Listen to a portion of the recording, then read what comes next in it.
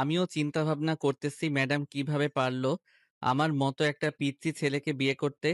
ক্লাসে তো অনেক জ্বালাতন করেছে, এখন আমাকে বিয়ে করে বাড়িতে এসেছে আলো জ্বালাতন করার জন্য। বন্ধু, আমি এখন কি করব? তোরা একটা উপায় বলে দে। সুমন যে কিছু বলতে যাবে এমন সময় পিছন থেকে আকাশের ম্যাডাম মানে আকাশের বউ আকাশকে উদ্দেশ্য করে বলতে লাগলো। বেবি, তুমি এত চিন্তা করতেছো কেন? তোমার এই দুষ্টু ম্যাডাম আছে না, তুমি আমার কাছে আসবে, আমার কাছে এসে বলবে যে তোমাকে একটা বুদ্ধি দেওয়ার জন্য। তোমার এই দুষ্টু ম্যাডাম অবশ্যই তোমাকে একটা ভালো বুদ্ধি দিয়ে দিবে। আর হ্যাঁ, এখন তো আমি তোমার দুষ্টু ম্যাডাম না, আমি হচ্ছি তোমার বউ। চলো, এখন রাত হয়েছে। আর এই যে তোমাদেরকে বলতেছি তাড়াতাড়ি বাসায় যাও, বাসায় গিয়ে পড়তে বসো, কালকে তো আবার তোমাদের ছোটখাটো একটা পরীক্ষা আছে, পরীক্ষা তো দিতে হবে। আর বেবি, তুমিও আসো, তোমাকেও পড়তে বসাবো। এই বলে রাইসা আকাশকে টানতে টানতে নিয়ে চলে আসলো আকাশের রুমে। রুমটা অনেক সুন্দরভাবে সাজানো হয়েছে। আকাশ বিছানার দিকে তাকাতে দেখতে পেল বিছানাটা আগের চাইতে অনেক সুন্দরভাবে সাজানো আছে। আকাশ যেই পরের টেবিলে বসতে যাবে এমন সময় রাইসা আকাশকে উদ্দেশ্য করে বলতে লাগলো। বেবি, তুমি ওইদিকে কোথায় যাইতেছো? তুমি তো এখন আমার কাছে থাকবে। ওইদিকে যাইতে হবে না, এদিকে আসো। আজকের রাত তো তোমার আর আমার, চলো। সরি ম্যাডাম, আজকের রাত আপনারও না, আমারও না। আজকের রাত হচ্ছে আমার পড়ার সময়। কালকে আমার পরীক্ষা। পরীক্ষায় ভালো নাম্বার আনতে হবে। ওইটা নিয়ে চিন্তা করো না, তোমাকে আমি ভালো নাম্বার দিয়ে দিব। কারণ তুমি তো আমার গুড বয় স্টুডেন্ট না, মানে গুড বয় স্বামী। এইদিকে আসো, তোমাকে একটু আদর করে দিই। আপনার কাছে যাওয়া আর বিনা অপরাধে জেলে যাওয়া এক কথা। আমি আপনার কাছে যাব না। আপনি গিয়ে ঘুমিয়ে থাকেন। আমার কাছে যদি এখন না আসো তাহলে কিন্তু আমার সবকিছু খুলে তোমার সামনে দাঁড়িয়ে থাকবো। পরে তুমি কি করবে? থাকতে পারবে তো? পারবো না কেন? আমি হচ্ছি উত্তম পুরুষ। অবশ্যই আমি পারবো। আপনার যা ইচ্ছা তাই করেন। আমি পড়তে বসলাম। আর আপনি আমাকে ধরার চেষ্টা করবেন না। ঠিক আছে বেবি, আমিও দেখি তুমি কতক্ষণ থাকতে পারো। তুমি যদি থাকতে পারো তাহলে কাল থেকে আমি আর তোমাকে বিরক্ত করব না। আর এক বিছানায় ঘুমাবো না, মনে রাখো। ঠিক আছে। আপনি যেভাবে ইচ্ছা সেভাবে চেষ্টা করতে পারেন আমাকে আপনার কাছে নেওয়ার। তবে আমার শরীর স্পর্শ না করে যেভাবে ইচ্ছা সেভাবে করতে পারেন। ঠিক আছে বেবি, তুমি শুধু দেখতে থাকো আমি তোমাকে কি করি। আকাশ পরের টেবিলে বসে পড়ল। অন্যদিকে রাইসা ঘরের সবগুলো লাইট জ্বালিয়ে আকাশের সামনে এসে তার শাড়িটা আস্তে আস্তে খুলতে লাগলো। শাড়ির আঁচল খোলায় রাইসার নাভিটা স্পষ্টভাবে দেখা যাচ্ছে। আকাশ একবার রাইসার নাভির দিকে তাকিয়ে আবার পরের দিকে মনোযোগ দিল আর মনে মনে বলতে লাগলো। আকাশ, কুল ডাউন, কুল ডাউন। ওই মেয়ের দিকে তাকাবি না একদম। ওই মেয়েটা তোকে তার কাছে নিয়ে যাওয়ার চেষ্টা করবে। তুই পড়ার দিকে মনোযোগ দিয়ে ওই মেয়ের দিকে একদম তাকাবি না। আকাশ মনে মনে এসব বলতেছে আর পড়তেছে। অন্যদিকে রাইসা তার শাড়ি খুলতেছে আর মিটমিট করে হাসতেছে। রাইসা আস্তে আস্তে তার শাড়ি খুলে ফেল। শুধু পরে আছে পেটিকোট আর ব্লাউজ। রাইসা তার ব্লাউজ খুলে ফেল। আকাশ এটা দেখে তাড়াতাড়ি করে চলে আসলো ওয়াশরুমে। দরজাটা লাগিয়ে দিয়ে দাঁড়িয়ে আছে। অন্যদিকে রাইসা হাসতে হাসতে ওয়াশরুমের দরজার সামনে এসে দাঁড়িয়ে বলতে লাগলো। বেবি, দরজা খোলো, দরজা লাগিয়ে দিয়েছো কেন? তুমি না বলেছিলে তোমার সামনে যা ইচ্ছা তাই করতাম?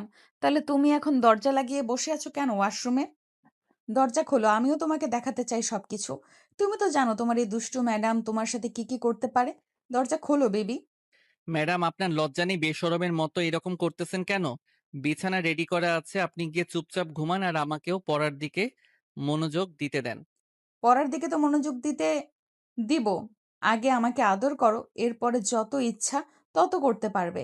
তোমাকে তখন আর আমি বিরক্ত করব না। আগে তোমার ম্যাডামকে শান্তি করবে, এরপরে বাকি সবকিছু। প্লিজ বেবি, দরজা খোলো। ছি ছি ম্যাডাম, আপনি জানতো এখান থেকে, না হলে কিন্তু আমি চিৎকার করব। চিৎকার করলে কিন্তু বাড়ির সকল মানুষ চলে আসবে আমাদের রুমে। হ্যাঁ, চিৎকার করো। চিৎকার করো, একটা মানুষও আসবে না। কারণ সবাই জানে বাসরাতে মেয়েরা চিৎকার করে, ছেলেরা না। যদি তুমি চিৎকার করো তাহলে ভাববে হয়তো আমি ব্যথা পাই নাই। তুমি হয়তো ব্যথা পেয়েছো। এখন যত ইচ্ছা চিৎকার করতে পারো। আর ওয়াশরুমে কতক্ষণ এইভাবে দাঁড়িয়ে থাকবে? দরজা খোলো, আমি তোমাকে একটা চেয়ার দিয়ে দিই। চেয়ারটা নিয়ে ভেতরে যত ইচ্ছা বসে থাকতে পারো।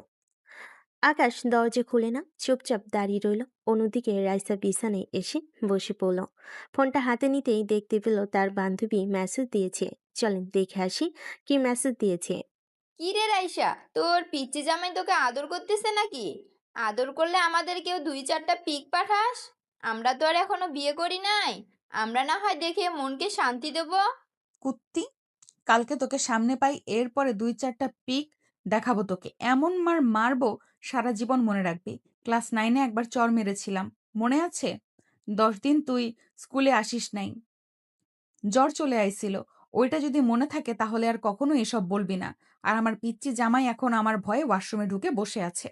ও আচ্ছা, এখন শোন, তোকে একটা বুদ্ধি দেই। এই বুদ্ধিটা যদি কাজে লাগাতে পারিস, তাহলে তোর পিচ্চি জামাই অবশ্যই তোর কাছে ধরা দেবে। তুই এখন তোর সবকিছু খুলে বিছানায় ঘুমের ভান ধরে শুয়ে থাক। যখন তোর পিচ্চি জামাই দেখবে যে ঘরে কোনো সাড়া শব্দ হচ্ছে না, তখন সে ভাববে তুই হয়তো ঘুমিয়ে গেছিস বা অন্য রুমে চলে গেছিস। তখন আস্তে আস্তে সে বেরিয়ে আসবে। তোকে ওই রকম অবস্থায় দেখলে সে অবশ্যই তোর কাছে ধরা দেবে। তুই যা বলেছিস এটা কখনোই হবে না। তুই পিচ্চিটাকে আমি খুব ভালোভাবেই চিনি। ওর সামনে সবকিছু খুলে ফেলেছি। সে কোনো রিঅ্যাকশন না করে আমার ভয়ে ওয়াশরুমে চলে গেছে।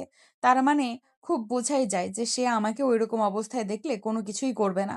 আরে, তুই একবার করে তো দেখ। এরপরে সে যদি কোনো রেসপন্স না করে, তাহলে তুই না হয় তোর কাজ করবি। ঠিক আছে, তোর সাথে পরে কথা হবে।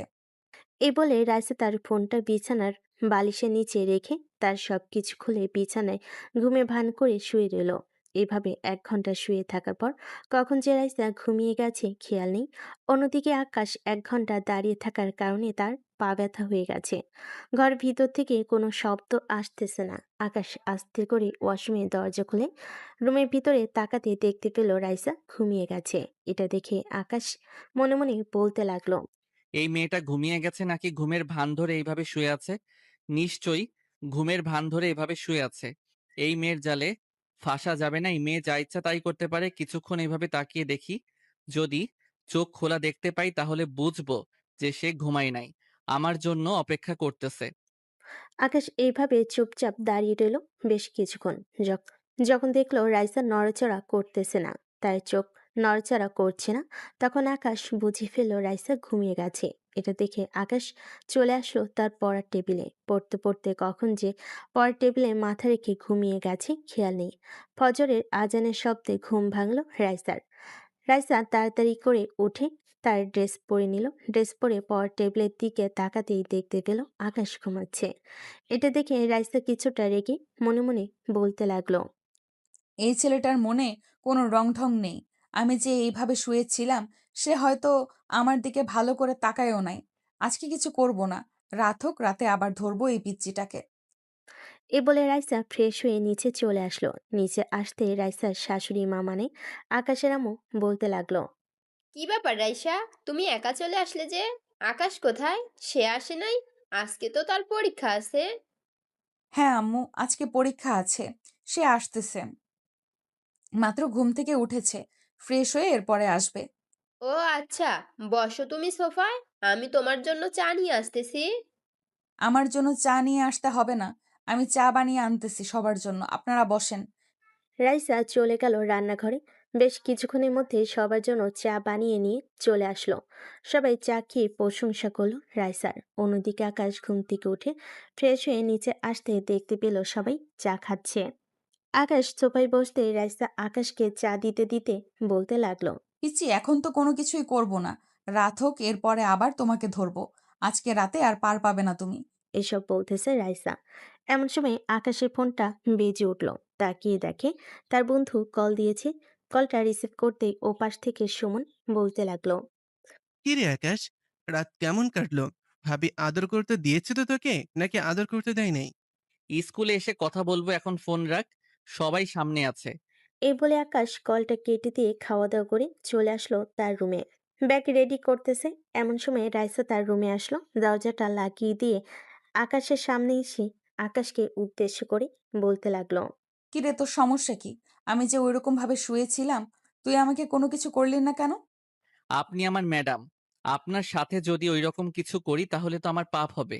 এটার জন্য আমি আপনার সাথে কোনো কিছু করি নাই। কুত্তা, আমি তোর ম্যাডাম হচ্ছি স্কুলে, এখানে না। এখানে হচ্ছে আমি তোর বউ। আপনি আমার বউ না, আপনি আমার ম্যাডাম। এখন রুম থেকে বাহিরে বের হন। আমি ড্রেস চেঞ্জ